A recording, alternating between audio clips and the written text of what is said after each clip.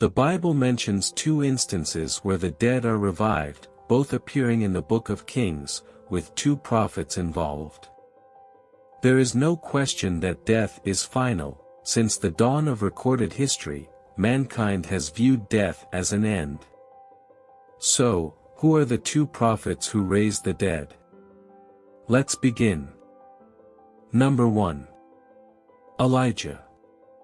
Elijah's story begins shrouded in mystery. His birth and lineage are unknown, it isn't mentioned in the Bible, and his first mention is merely a few words. Now Elijah the Tishbite, from Tishbe in Gilead. 1 Kings 17 verse 1. In Elijah's time, Israel experienced stability and physical prosperity, but also a spiritual decline manifested in the worship of idols. Ahab was married to Jezebel, who was the daughter of King Ithobal of Tyre, influencing him to worship Baal. Essentially, as described in Elijah's story, King Ahab's actions influenced the people to worship Baal.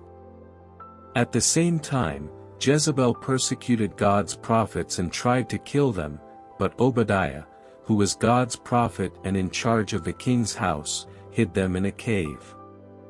The Book of Kings describes that Elijah turns to Ahab and declares, "As the Lord, the God of Israel, lives, whom I serve, there will be neither dew nor rain in the next few years except at my word." 1 Kings 17 verses 1. Although it is heard that Elijah acts in personal ways, his later words reveal that it is indeed God's decree. At Mount of Carmel, he declares that the decree of the drought was God's command. "Lord, the God of Abraham, Isaac and Israel, let it be known today that you are God in Israel and that I am your servant and have done all these things at your command." 1 Kings 18 verses 36.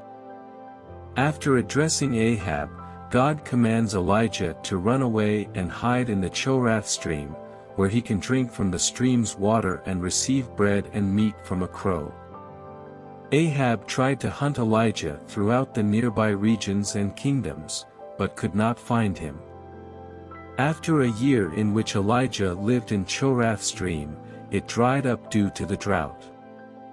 Then God commands Elijah to move to Sarepta in Tyre, where he has met a widowed woman. Elijah arrives in Sarepta and sees a woman chopping wood and asks her for water, but after she gives him the water, he asks for bread as well. In these actions, Elijah examines whether this widow is the woman whom God intended for his purpose. In response, the widow apologizes and says she does not have any bread or cake at home, but she does have a spoonful of flour and a little oil. Elijah asks the woman to make him a small cake from what she has and assures her that she and her son will be able to eat what is left, and that the jar of flour and the plate of oil will not run out until the end of the drought. "For this is what the Lord, the God of Israel, says, the jar of flour will not be used up and the jug of oil will not run dry until the day the Lord sends rain on the land." 1 Kings 17 verses 14. As Elijah lived with the Sarepta woman, her son fell ill and died. The widow accuses Elijah that Elijah's living in her house raises her memory before God, and her sins and causes the death of her son. Elijah feels guilty and takes the kid and lays him on the bed and prays to God. "Give me your son," Elijah replied. He took him from her arms, carried him to the upper room where he was staying, and laid him on his bed. Then he cried out to the Lord, "Lord my God, have you brought tragedy even on this widow I am staying with, by causing her son to die?" Then he stretched himself out on the boy 3 times and cried out to the Lord, "Lord my God, let this boy's life return to him." The Lord heard Elijah's cry, and the boy's life returned to him, and he lived. Elijah picked up the child and carried him down from the room into the house. He gave him to his mother and said, "Look, your son is alive." 1 Kings 17 verses 19 to 23. Elijah lay down on the child 3 times and prayed to God to restore the child's soul, and indeed God answered his prayer and revived the child. The widow woman thanks Elijah and declares that now his actions have proven that he is a true prophet of God. Following Elijah's success on Mount Carmel in proving God's power, Elijah runs away again, this time because Jezebel threatens him for killing the prophets of Baal. He arrives at Mount Horeb and sleeps in a cave on the mountain. God appeared to Elijah and asked him why he came here.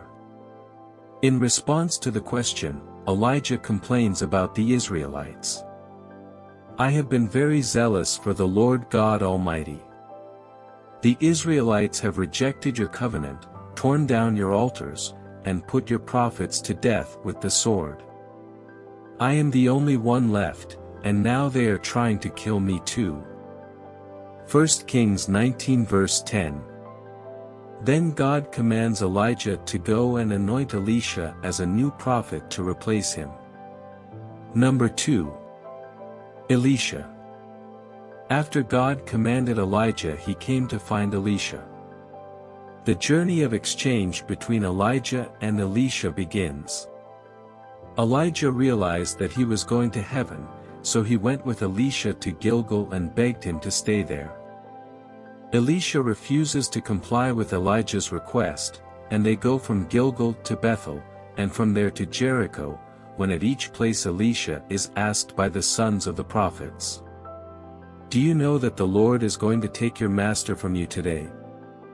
2 Kings 2 verse 3. All the time, Elijah tells Elisha to stay where he is because he has to go somewhere else, but Elisha refuses. When Elijah and Elisha cross the Jordan, Elijah asks Elisha what he would like to receive before he ascends to heaven, and Elisha answers him. "Let me inherit a double portion of your spirit," Elisha replied. 2 Kings 2 verse 9. He receives Elijah's blessing from here, making him a powerful and strong prophet, as well as having the ability to revive the dead. Elisha's request is to receive twice as much as Elijah's prophecy.